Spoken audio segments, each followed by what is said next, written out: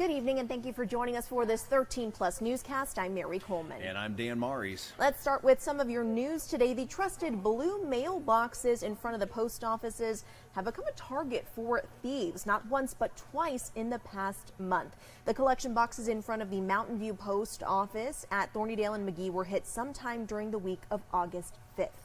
Then, sometime overnight last Thursday, the mailboxes at the post office near I-10 and Cortero, they became a target as well. 13 News reporter J.D. Wallace has more on the post office's next step and what it's asking of you.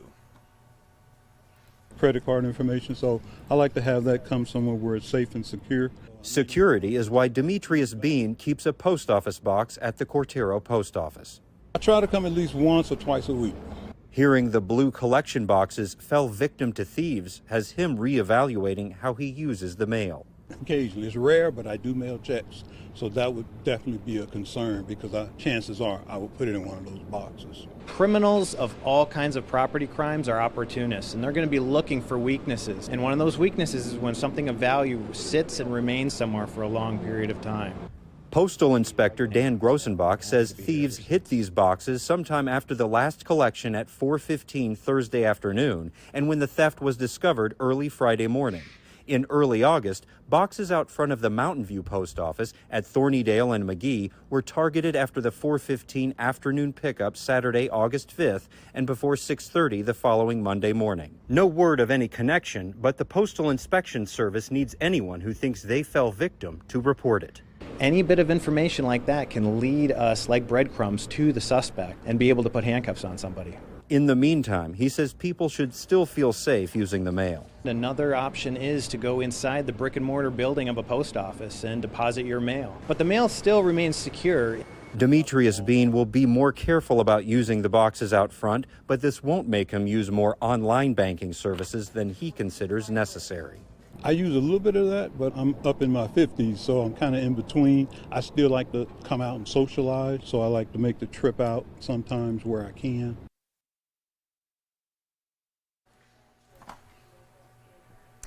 And it is a powerful drug that can save people with overdose, and now it's available over the counter.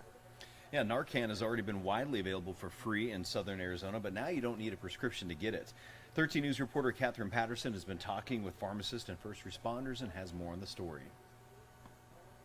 It's a good day today for pharmacists in Tucson. It is very exciting news for everyone. Narcan is a nasal spray version of naloxone. It's now available to buy either online or in-store at all pharmacies, including large chains like Walgreens, Walmart, and CVS, and local pharmacies like El Rio. Any family member kind of like a little bit embarrassed to go to pharmacy for ask directly and giving names or giving family member names. Now they don't need to do any of this. Police officers carry naloxone to give to people suffering from an opioid overdose, but administering it before first responders arrive can make a huge difference. First responders, law enforcement, parents can't be everywhere at once. So when people are going to overdose, they need to be able to at least have a friend, somebody that's got access should they get a hold of a substance that is stronger than they're used to, or if they've had a period where they have not used an opioid and they return to use. Narcan is hitting shelves at about $45 for a carton of 2 doses. It isn't concerned, the price a little bit like higher than what we expect. So hoping in the future when we have more manufacturers producing this medication, naloxone, we're hoping will be cheaper. Police say this price could make people more likely to steal the drug, and pharmacies should take proper precautions. But if it's of a higher price, I'm sure retailers will safeguard it as they do any product that's of a higher value, smaller item, easy to carry, easy to conceal. Typically those type of products, they always keep them closer to the front counter. But overall, Narcan hitting the shelves here in southern Arizona is crucial to saving lives in the state's ever-growing opioid crisis. Narcan is very important in any community just because of opioid use. It's become very popular. Obviously in the news, we all read about fentanyl and how it's become kind of the popular choice. Easier to smuggle, easier to get a hold of, more powerful, and with that we're seeing a lot more overdose.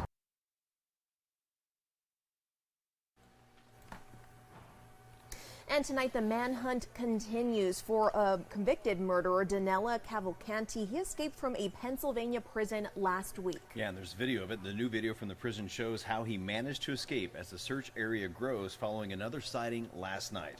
Brian Todd has the latest. This is the moment convicted murderer Danilo Cavalcante escaped from Chester County Prison in Pennsylvania, prompting an intense manhunt that is now in its 7th day. From the exercise area, he crab walked up the wall and apparently dropped down the other side. Cavalcante escapes from the prison, having crab walked up a wall, push his way through a razor wire, run across a roof, scale another fence, and push his way through more razor wire. A tower guard in an observation post did not see the escape and has been put on administrative leave. It took an hour until the prison was locked down and an alarm was sounded. Furthermore, authorities admit in May another inmate briefly escaped by the exact same route.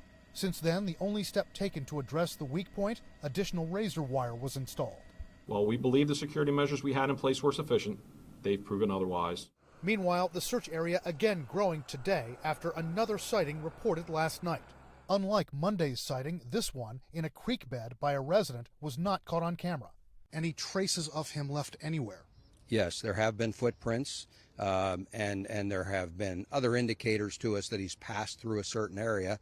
We've had a number of dog scent trails that we have followed for quite some time. Hundreds of officers, plus dogs and drones and helicopters, continue to search. At roadblocks and checkpoints, CNN observed police searching vehicles, opening trunks and checking back seats. He'll make that mistake that we're pushing him hard so that he makes, or there will be some piece of other type of evidence that points us to him. 2 school districts again closed today. Reverse 911 calls warning residents in the area. If you see this individual, do not approach him. Locking everything, locking the cars at night. I've been checking out all the woods. The risk? He is a violent individual. If given the opportunity, I believe he would use as much violence as he needed to or could to avoid capture. Cavalcante escaped prison last Thursday, just over a week after he was sentenced to life without parole for the 2021 murder of his former girlfriend, Deborah Brandow. Authorities say she discovered he was wanted on murder charges in Brazil. Her sister tells CNN he had become suspicious and jealous. There were threats like, if you ever cheat on me, I'll do the worst to you. These types of things. Now that he escaped, she is scared. I haven't slept for many days since then. I nap and I wake up afraid. All right, we're going to end some of your news stories with this. An auction of artifacts owned by former Queen frontman Freddie Mercury has raked in $15.4 million. It took Sotheby's more than 4.5 hours to sell 59 items. The biggest sale was also one of the more disappointing, according to them. The piano Mercury used to compose many Queen hits sold for $2.2 million. Now, the reason it was disappointing is because it was expected to get at least $2.5 million, but the silver snake bangle bracelet that he wore in the Bohemian Rhapsody video, that thing fetched $881,000 against a minimum value of just $9,000. A manuscript of lyrics thought to be worth about $1 million went for $1.7 million. There are still hundreds of items to be sold in upcoming auctions. Most of them are less valuable, so maybe, Mary, you and I could afford some of those less valuable ones. Still not. I know. I'm like, even the less valuable ones are probably still pretty crazy. But yeah, we'll have to find out who got that piano if they go public with it, because that's pretty And when you buy crazy. something like that, do you play it or do you just put it on display? I wouldn't touch it. I wouldn't either. That's a new level of rich, you know, where you just get it to look at it. Yeah. So, gotta love it. Gotta love it.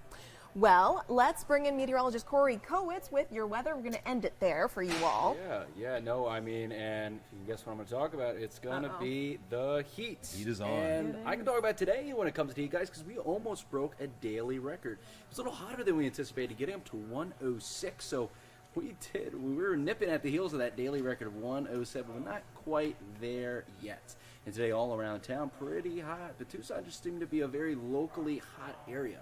106, but Phoenix was able to beat us out at 108, and a lot of spots getting over the triple digits, but some spot that didn't, like Sierra Vista at 99, Portal towards the New Mexico border, 95. So what we have right now, just a bit cooler now, below the triple digits, 98 in Tucson, still in the triple digits, 102 in Phoenix, 88 Sierra Vista, 88 Wilcox, down to 84 in Sassby. How about a cool down for them? That's pretty nice right there. But guys, I have a feeling today might not be the last day we could be threatening or possibly breaking daily record temperatures. That's why we have an excessive heat watch for the weekend. So start Saturday morning through Sunday evening for the entire warned area. That's in red. For Pima, Pinal counties, the high temperatures will be ranging from 105 to 111, and then to our northwestern counties like Maricopa and Yuma, the temperatures will be ranging 107 to 114. So let's time out those temperatures for you over the next 4 days for just a few towns here. Tucson going to get up to 107, 108 for the weekend. Sells climbing possibly to 110.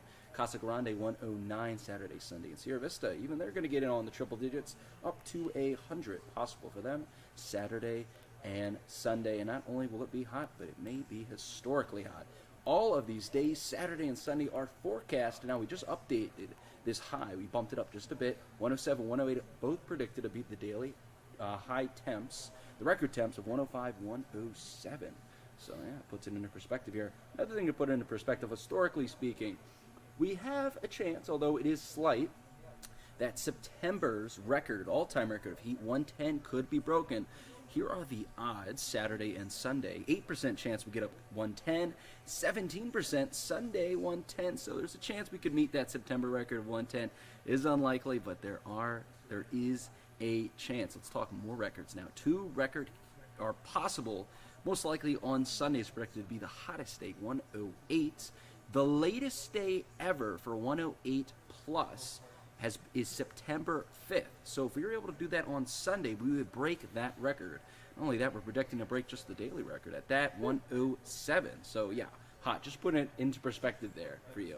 And you look at the Southwest, guys, you're not seeing much, but the only thing that's catching your eye is what's going on in the southeastern part of the state, creeping in the Douglas. Let's zoom in just a bit more. They're getting a little band of showers and storms. Again, you can see that lightning.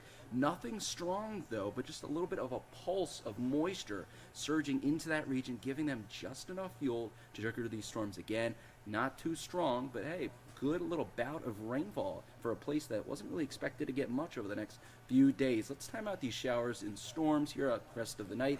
In Cochise County, they're going to try to move off to the north and west, but by that time, it's going to fizzle out on the overnight hour, just leaving the county with a bit of cloud cover. Then tomorrow, the models are picking up maybe a bit of shower and storm activity arriving around 1 o'clock, and then maybe peaking through the rest of the, 4 or 5 o'clock, peaking in intensity, how widespread they are. But again, this is a model that's been a little more bullish on the storm chances and how widespread they are. So most likely this projection you're seeing is not going to be what you're going to see by come that time tomorrow. But hey, a little bit more of a better chance of some of the area getting showers and storms, especially towards the west, maybe Tucson, but again, fizzles out to mostly cloud covered by the overnight hours. And all in all, here are the odds, right? You see that projection, you say, hey, it should be a little bit higher of odds, but again, I'm telling you, that model has been a little too bullish on storm chances. So just the highest spot is going to be 20% in our region at Bisbee, and Sierra Vista, Tombstone, Benson, Nogales, Douglas all have just a 10% chance of seeing showers and storms. So on the spirit of tracking showers and storms, let's look at the moisture in the air, or the dew point. We like to see it above 50 to get storms going.